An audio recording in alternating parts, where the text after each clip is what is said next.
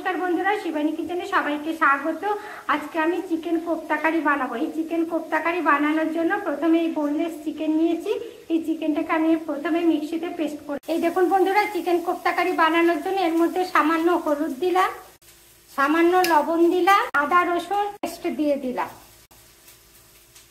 এটা এবার আমি ঘুরিয়ে আনি। দেখুন বন্ধুরা, একটু আমুল দুধের গুঁড়ো দুধ দিলাম এর মধ্যে। দেখুন বন্ধুরা, চিকেন কোপ্তা কারি করার জন্য প্রথমে আমি মশলা করে নেব। এই দেখুন, আর কাঁচা লঙ্কা দিয়ে দিলাম, একটা তেজপাতা দিলাম, কাজু আর গোটা মশলা সব দিয়ে দিলাম। দিয়ে এটাকে আমি ভালো করে ভেজে নেব।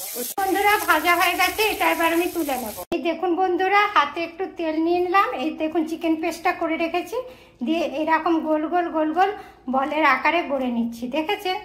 এই দেখুন, এইভাবে সমস্তগুলো গোল গোল বলের আকারে করে নেব।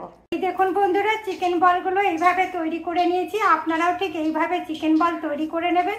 এবার চলুন এগুলোকে ভেজে নিই। দেখুন বন্ধুরা, খুব গরম আছে, এগুলো ভাজা চলবে না, এটা আস্তে আস্তে ভেজে নিতে হবে। এই দেখুন তেলটা গরম হয়ে গেছে, এবার আমি চিকেন বলগুলো ছেড়ে দিচ্ছি।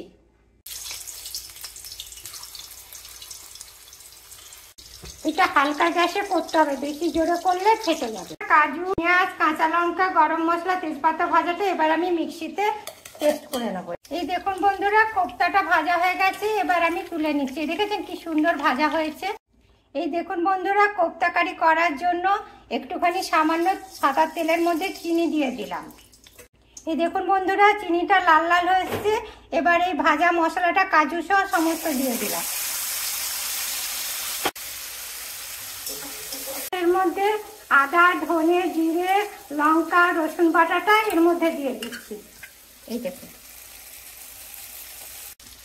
দিয়ে প্রথমে আমি গ্রেভিটা তৈরি করে নেব। এইটাতে আপনারা হলুদ দিতেও পারেন, নাও দিতে পারেন, কিন্তু আমি একটু হলুদ দিই। এই দেখুন, একটুখানি হলুদ দিলাম। দেখুন পরিমাণ মতন লবণ দিলাম, দিয়ে মশলাটা প্রথমে কষে নেব।